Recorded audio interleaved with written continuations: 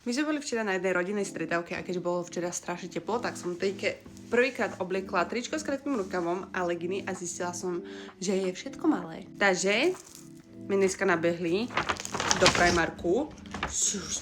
To je veľká taška. To je všetko tvoje.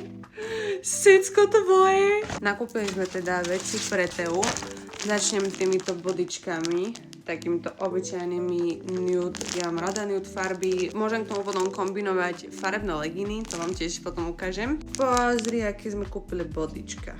Hovorím v množnom čísle, lebo sme boli so šlafom, dobre? Nemyslíte si, že hovorím v množnom čísle, pretože mi je bez toho, že som matka. Nie, boli sme s tátom a kúpili sme to spolu s tátom. Teda pozerá telku, takže ju teraz vôbec nič nezaujíma. Podbradníky, pretože ona strašne začala slintať. Presne k tomuto dás proste obyčajné tričko, bodičko, ja to volám tričko, proste priniesť to všetko trička.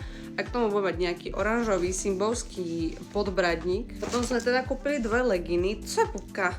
Čo to? Pozri sa, aké leginky. Kupovala som všetko 74 a ešte jedny. Tí sa mi strašne ľúbili. Ja milujem čerešne a moje celé tehotenstvo guilty pleasure boli proste čerešne. V kuse som jedla čerešne a neodolala som a ešte sme zobrali takéto, čo to je za kvetinky, neviem, ale proste takéto teplačky. Inak ja absolútne neviem, ako ju mám obliekať, to je teraz úplne katastrofa. A tieto prechody, no ja neviem. Ja neviem, jak mám obliecť seba, ne, to je ešte proste 4-ročné bábätko.